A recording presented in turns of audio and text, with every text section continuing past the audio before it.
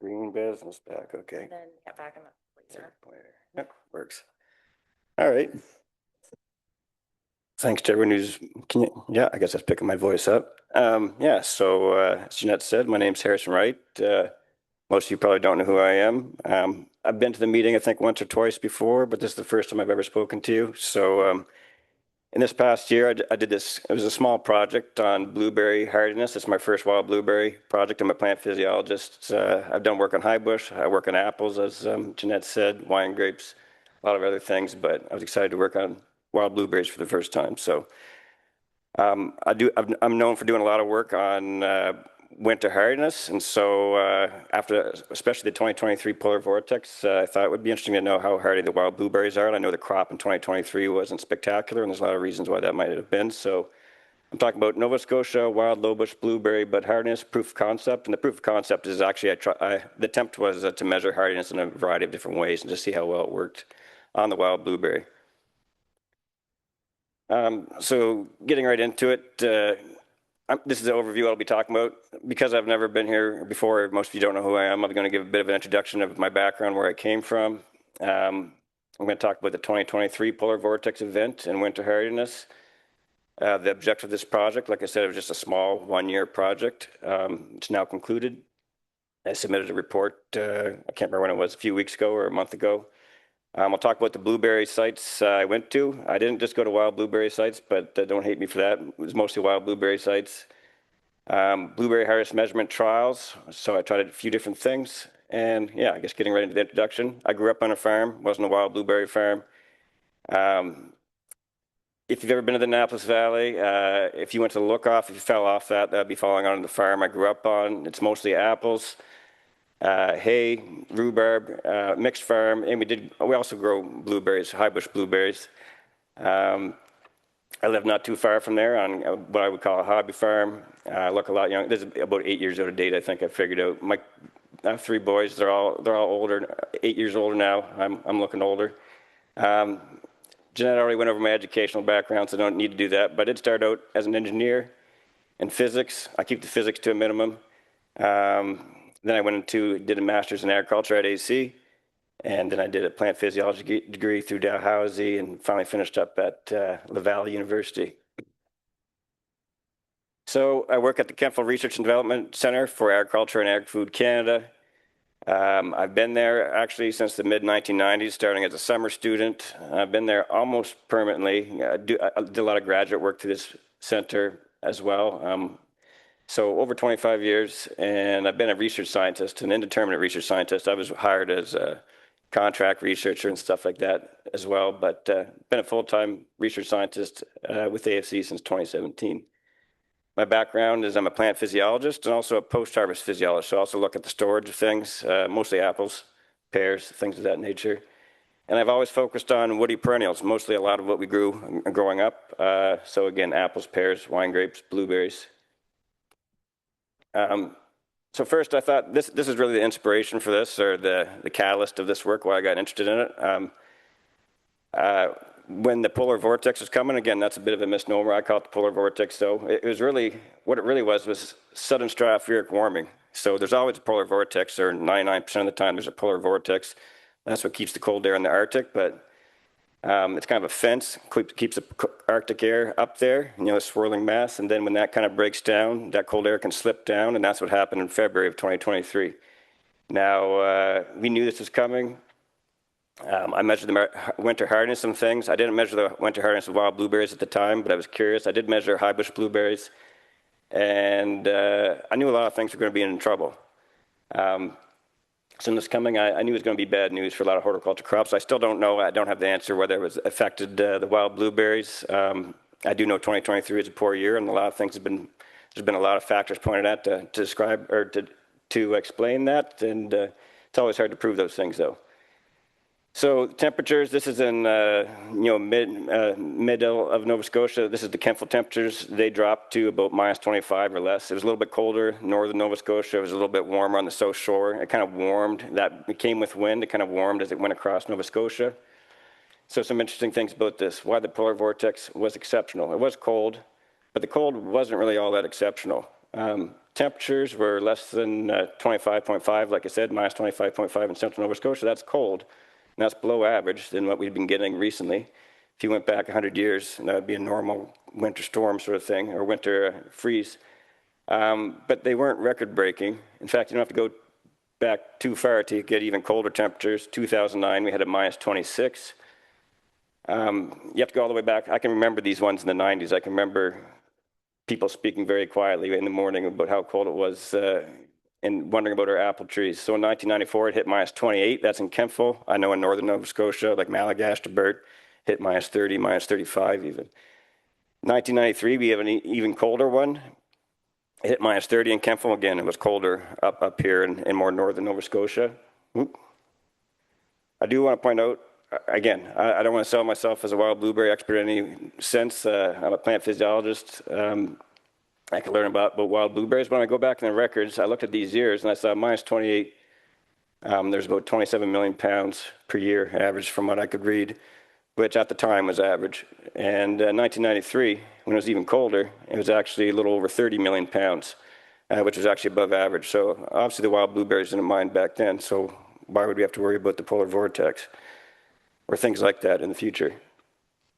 So, so February 2023 event this is the way why it was different was one. I remember those 90s ones. Both I believe were very still cold temperatures. One thing was different with the polar vortex event was it was an advective freeze. So it came with wind. It wasn't just minus. It wasn't really calm. On a classic freeze, it's extremely calm. You can hear a pin drop. It gets very cold. But this came with wind. That was different. That's different from a radiative freeze, and that's what we call a temperature inversion. So that's the classic freeze where the wind drops out. There's not a cloud in the sky, and it gets very cold. And after all the devastation, it's a beautiful day because the sun's out and everything's looking nice and bright. So what's different? The duration was a little longer than normal, and that can be a factor in damage. This is the thing that I've never heard anyone else talk about, but I started looking at the data because I remember leading up to this event. It was actually the warmest start to winter on record. I started looking at the data. The data we have in Kemptville goes back to 1913. I knew it was warm because I knew I was outside pruning and stuff in December in my T-shirt, and it was like 14 or 15 degrees. And I knew it never had dropped below minus 10 before February either, at least in Kemptville. And so that was a concern. And we knew that was a concern because we track hardiness in other crops, including like peaches and wine grapes and things like that. So I knew that that's probably an issue. So it was the warmest start to winter on record. Just to give you a sense of how warm it was, so the December-January average temperature for 2022-2023 was positive 0.5 degrees. It was above zero. Some places they wouldn't call that winter. Typical, this is a spelling mistake, or this is a mistake here, that should be -4. Typical for December to January, for those same 2 months, the last 25 years, would be -4. That may not seem like a big difference. That's not a big difference when you think about how much the temperature changes, over the course of a day, over the course of 2 days, or, from day to day, or from week to week even. But averaged over 2 months, that's massive. We talk about like a 2-degree shift in climate change being a monumental change. This is almost a 5-degree difference above the average. So that's pretty huge over a long duration. So I don't have a wild blueberry example, but I do have a wine grape example. So if you bear with me, they're both plants and they're both woody perennials. Wild blueberries and blueberries are pretty hardy things, especially the wild blueberries and Gestafolium. Wine grapes, we grow a lot of wine grapes in the province now. Not a classic wine grape region, but there's actually places that are breeding grapes that are extremely hardy. One of those places is the University of Minnesota, and one of the grapes that they've come out with is Marquette. I track a whole bunch of different wine grapes and their hardiness, and they produce some very hardy wine grapes. So I've been tracking this Marquette wine grape for the last 7 or 8 years. So the fruit buds are known to be hardy down to -37. That's probably hardier than a wild blueberry. This is the fruit buds we're talking about, not the plant.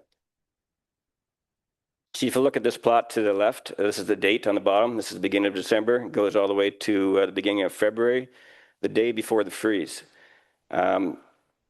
This is the hardiness of the Marquette fruit buds over the last 4 years previous to the polar vortex. So 2021, 2022 in the dormant seasons before that. I said you can't get down to minus 37, but this is the thing about hardiness, is it really depends on where the plant is and the environment around it. So you can see it's been known to be down to minus 37. They grow it in Quebec. You know, it can handle minus 35, minus 37. It gets down there without issues. In Nova Scotia, though, you know, early December, it's about minus 27, and it usually gets to around about minus 30 and can drop down to minus 32 if the environment pushes it to that hardiness level. To give you a sense of why the warming in 2023, in 2022 and 2023 is problematic, is here's the bud hardiness of those same grapes. This is actually averaged over multiple sites and multiple years, but this is just the 2022-2023 year, the year of the polar vortex. And you can see this plant was quite confused. And, you know, it should be getting hardier as winter goes on, but it was confused, and I thought spring must be around the corner. It started deacclimating all that time, and when the freeze hit, this vine that can handle minus 37, and people assume, well, it's a hardy vine that can handle minus 37. We saw winter damage. We saw bud damage. It's a very hardy plant, but it got to about minus 26 at these sites. It hit minus 26, and we saw about 50% of the buds were dead, exactly as we predicted it should, based on the measurements we were taking. So yeah, so this is about 3.5, 4 degrees. That's huge in bud hardiness terms. Different than what the average was for that plant, that cultivar. So, so that was the impetus of this. I was curious, what are some of these other hardy plants around, and how is the climate change, winter warming impacting them? So the objective was to trial the use of multiple methods for studying bud hardiness, i.e. DTA, I'm going to explain these things later, electrolyte leakage, and dissection on wild low-bush blueberries in Nova Scotia, as well as KRC low-bush selections and high-bush blueberry cultivars for comparison. I know these might be dirty words, but the one thing that I wanted to curb against was the genetics in the wild blueberries. I'm sure you know this. Dr. Percival just pointed out how variable it is. I wanted something with constant genetics as well. I'll talk a little bit about these KRD selections later. I'm not trying to push them by any means, but they could be useful for research purposes. So like I said, for the commercial wild blueberries, I had 4 sites. There's really 2 sites and 2 sub-sites, but I'll get into that. I had the KRC low-bush blueberry selections. I had 3 different sites for that, or cultivars, I should say. 1 site, 3 cultivars. And I had a couple commercial high-bush blueberry selections from the family farm. And the reason I picked those is because I knew from the polar vortex that one was pretty hardy and one was not hardy.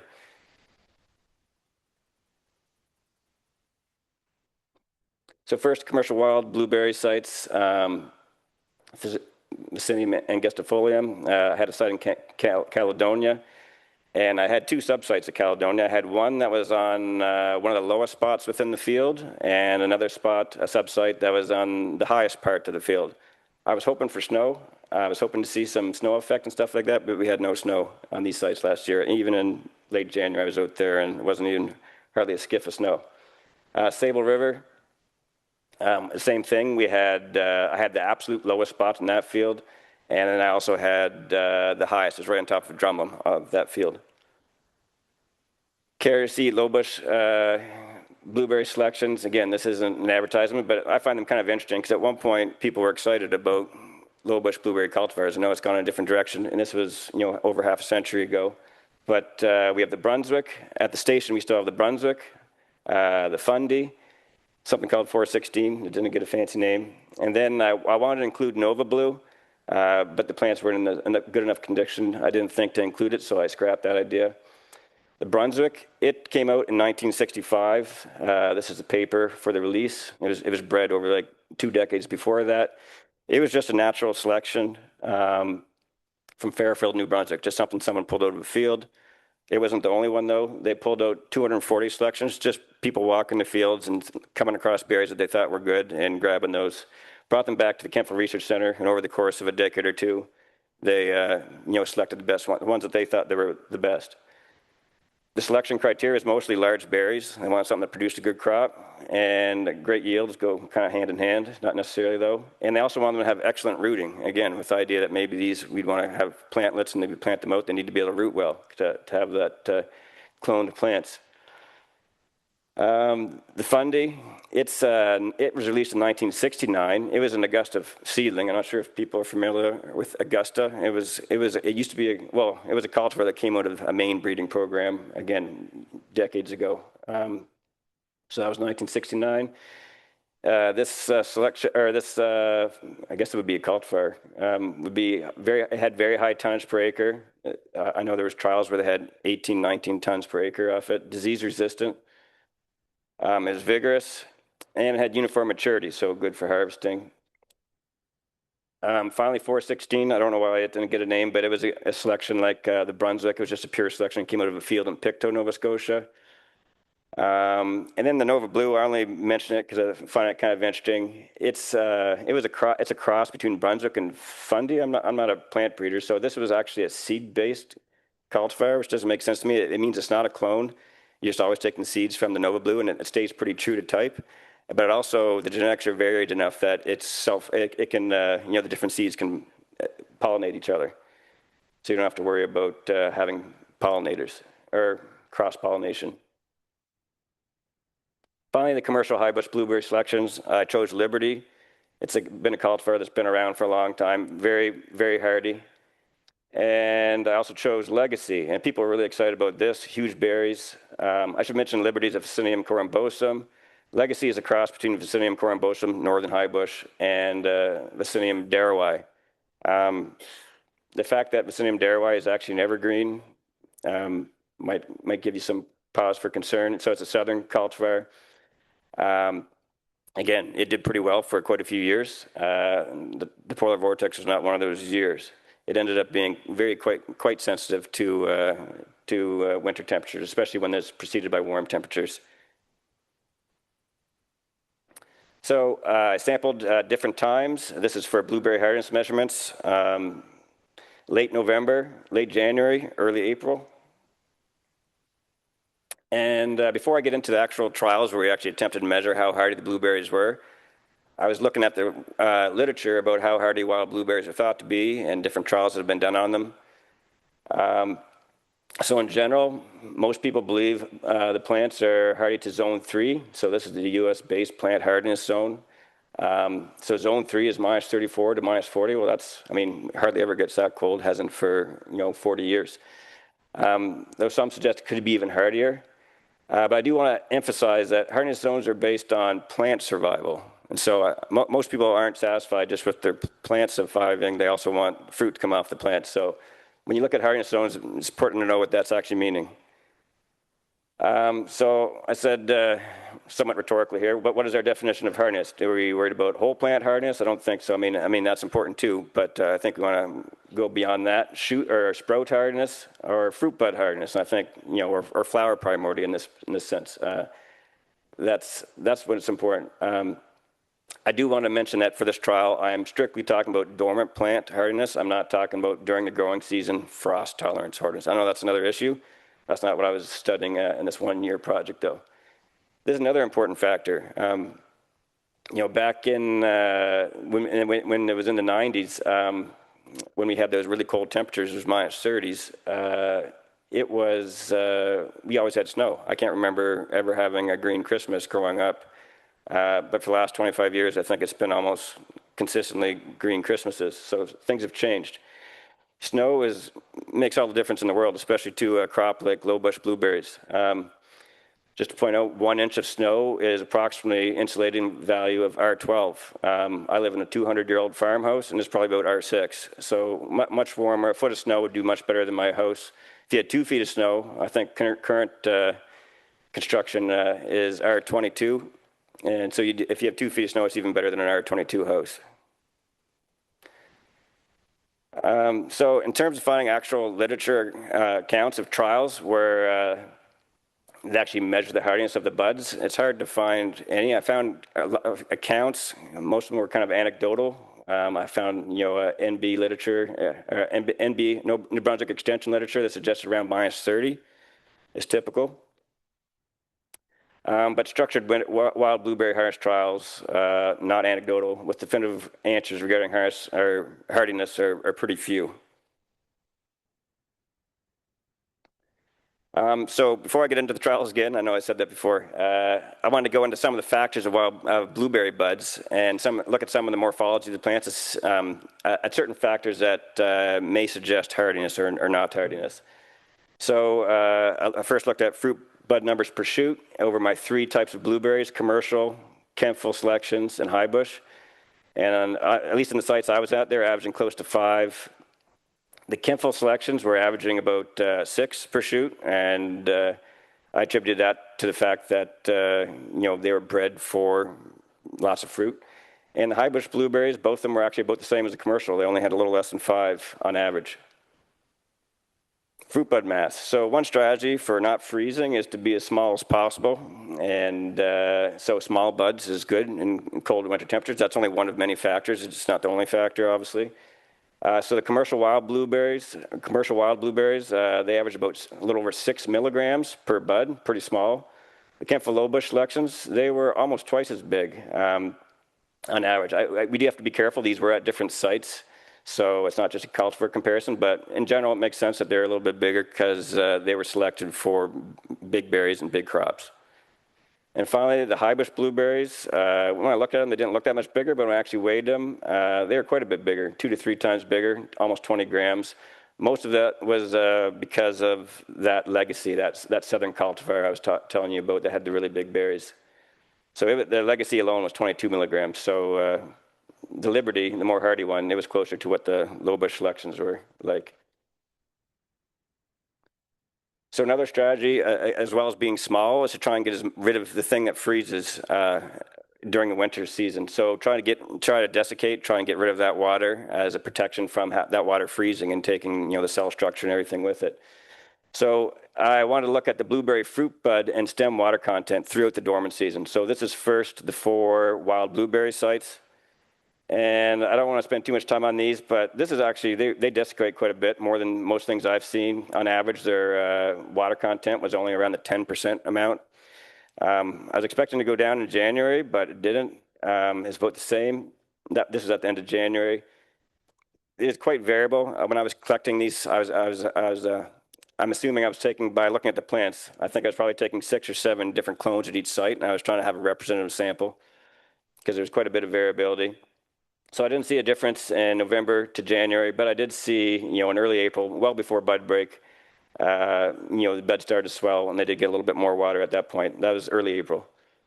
I also looked at the stem water content. The only take-home message I want you to see from this is that they tried to protect the buds. The stems have a fair bit more water, and there was no real trends over the dormant season. They just kind of stayed about the same, but quite a bit more water. Where the buds were closer to 10% in the middle of the winter, these were closer to 25 or 30%, the stems or the sprouts.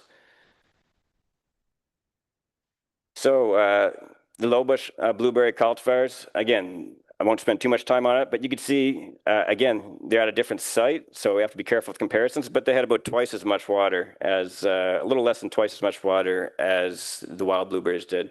Again, probably because they had the bigger buds, probably because they were selected based on how much fruit these things produce. When you did go to January, this is what was more normally you see in plants. You did see they desiccated a little bit more from November to January, unlike the wild blueberry cultivars. Maybe they had desiccated already much earlier, probably, is my guess. Like maybe in late September, October. And then in April, you saw the water start to go back into those buds when the threat of the cold temperatures were passed. Again, I also looked at the stems. The only take-home I want you to take from this is stems have way more water than the buds do. Finally, the high bush blueberry cultivars, the 2 of them.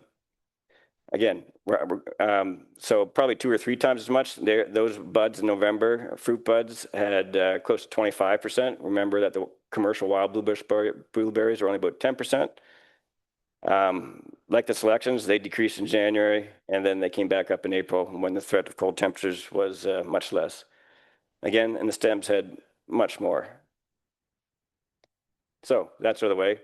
I finally wanted to actually try and measure it, at what temperature these are freezing at. So I attempted measuring the blueberry hardiness in 3 different, or blueberry hardiness in 3 different ways. The first is just the old-fashioned freeze-thaw dissection. I just froze them at different temperatures for a certain period of time, took them out, let them come up to room temperature for a couple days, and if they were dead, they'd brown, and then looked at them under a microscope. I didn't do this. Part of the team, our team did it. Kat Benedict did a lot of these dissections.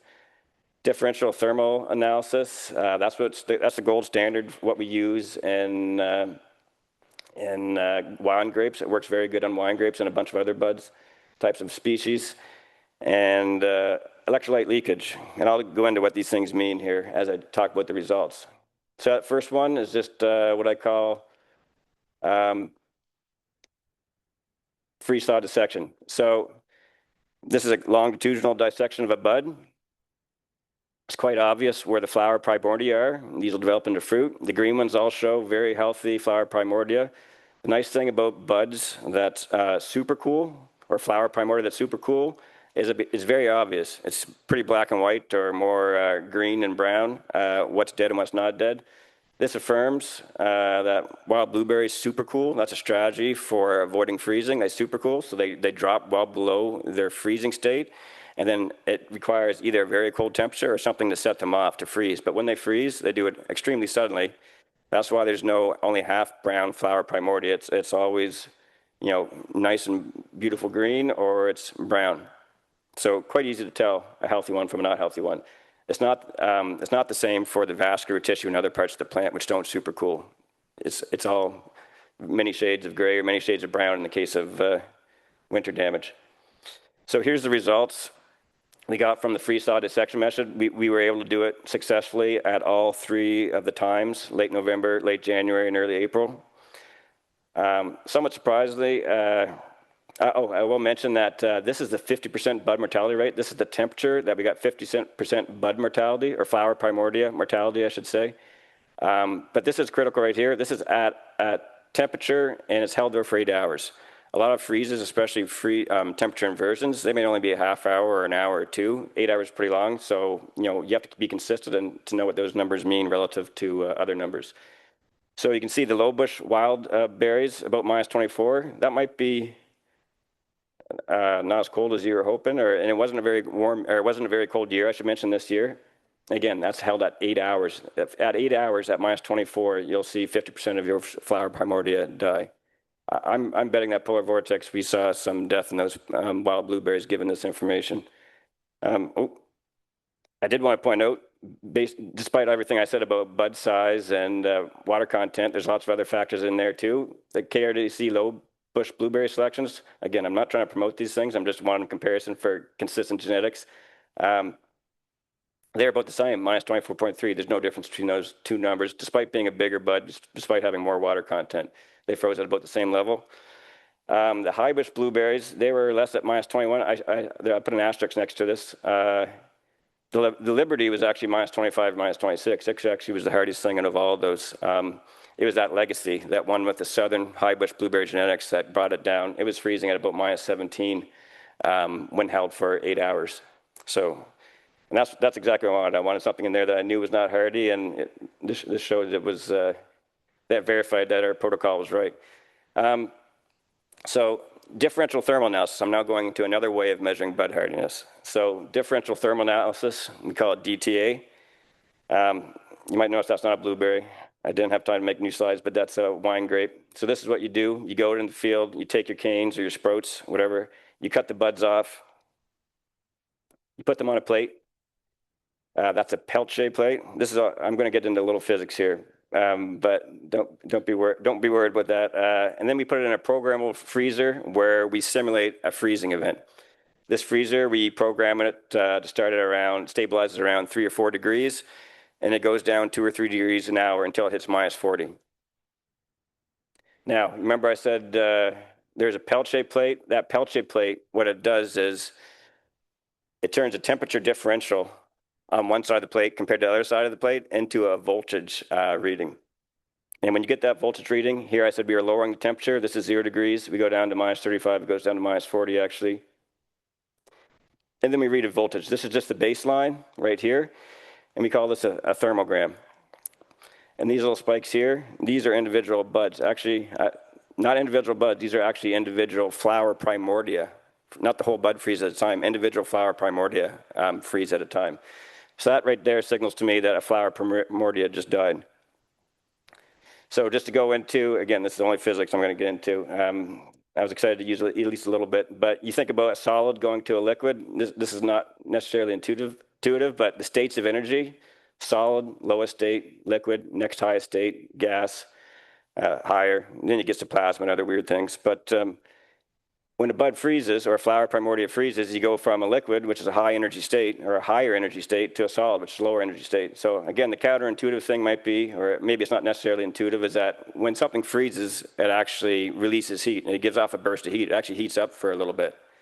And that's what we're measuring on those Peltier plates, is a little burst of heat. Because it happens so fast, because these things super cool, and it's not very slow, like over hours, it'll happen in a couple seconds, maybe even a fraction of a second. It's like, I don't know if anyone's ever had a beer and they've taken the top off, and very suddenly it turns into an icicle inside, and you can't drink it for a little bit. That's a similar thing. It's because it was below its natural freezing point, and after it switches, it goes very, very quickly, just a couple seconds. So it goes so fast that you can measure it. So if you go back to this thermogram, you can see this is a flower primordia dying, and that's about minus 16 degrees where it happened, and you can measure these. And then all these other ones, these are other flower primordia, and we have to go down around and look at these thermograms and pick them, and then look at exactly what temperature each flower primordia froze at. And then we do a bunch of statistics to figure out what the average is, because it's quite variable, even within the plant. Some of them will just, some of it's a little bit by chance. Certain buds go before others. So this is an example of a thermogram from wild blueberries in the wintertime. And if you can see the low temperature exotherm, you're doing better than I can, because I couldn't see it. A lot of them look like this. The berries are much smaller than grapes. This could be one right here, but it's hard to guess. It wasn't very good, the thermograms. When we got to the spring, they looked much better. So again, we see our baseline here. And in the spring, we were able to detect them. And you can see all these. This is wild blueberries. Each one of these is wild blueberry flower primordia biting the dust and then giving off a little bit of heat. And you can see what temperature it was at. So we were able to get data for April. We weren't able to get it for the winter using this method. Before, I said, the temperature is a factor, but also duration is a factor. It's less of a factor in this because it's moving pretty steadily through the temperatures. So on average, the April DTA bud hardiness values were about minus 2.7, or approximately minus 3 degrees colder than what we measured when we had that 8-hour duration, which makes sense. If it's going, if it's only at a temperature for a few seconds, there's less likely it's going to freeze than if it's there for 8 hours. So that makes sense. The last method is something we call electrolyte leakage. You put plant material in some reverse osmosis water. You first freeze that material at some temperature to see, and then if you want to see how much damage you've done to it, you put it in the water. You let it stir and sit in there for a while, and then you measure how much has been released by those cells. So you have a positive control. So we take buds at 4 degrees Celsius. These are blueberry buds. That's our positive control. Nothing freezes at 4 degrees. You put it in there. It's going to leak a little bit of electroleakage, just the nature of plant cells. And then you put a negative control in there, and we froze these ones at minus 80. All cells are dead. All those cells are frozen. And again, a little bit of physics. If you freeze water, it expands. It ruptures the cell. Once it thaws, the electrolytes and everything leaks out of the cell. It goes in the solution. It increases the conductivity of the water, and you can measure how much damage you've done based on that. So it took a lot of time. Buds are small, trying to figure out the protocol for this. So when I got results for April, we tried the other times and just weren't getting great results. Again, you have to kind of standardize and refine your protocol depending on the species you're working with, and we had never done anything with wild blueberries before. So the results suggested Sable River site, and this is in the spring, had the least hardy in April. It's, possibly because it was the warmest site, and we're not sure, but this didn't really agree with the other two methods. But also it's important to note that you can't really compare these methods. The other two methods, freeze-thaw dissection, we were just looking at the flower primordia. The DTA method, we're just focused on those flower primordia, not the whole bud, not other parts of the plant. In the electrolyte leakage method, you're really looking at the injury, not just the flower primordia, to the whole plant. And some parts of the plant, other parts of the plant don't super cool. The bud scales, the rachis, the things that support the flower primordia. they may be damaged, and they're usually damaged on a gradient. They're either like a little damaged or a lot damaged. If they're a little damaged, maybe they can repair themselves or not. So it's not a direct, we can't directly compare these types of results. It's another type of winter damage, but it's not flower primordia focused on next year's crop. So conclusions, freeze-thaw dissection method, straightforward, repeatable results. Need to decide on the number of replicate needed to represent a field. Need to decide on the temperatures. You have to freeze them at a whole bunch of different temperatures to get your curve. You have to standardize the duration for wild blueberries. It's time consuming. It's good, but it's time consuming. Differential thermal analysis. I wish this would work better. Fast proven concept, at least in April. That's not super helpful. LTs disappear in cold weather. Requires expensive equipment. To get one of these machines is probably around 40 or 50,000, so that's a bit of a barrier.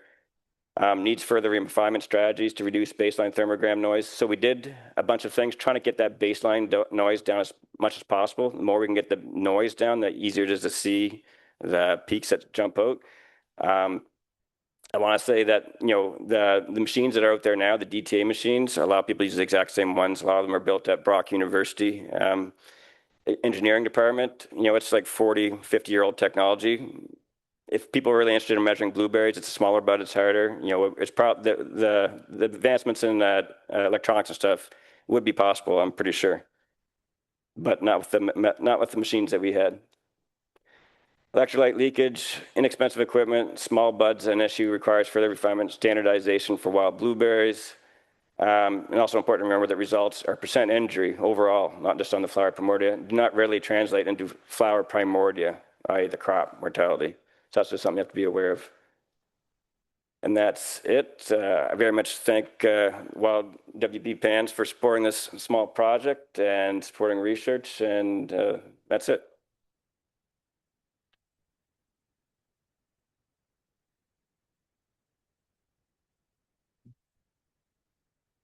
There's time for questions if anyone has questions for Harrison.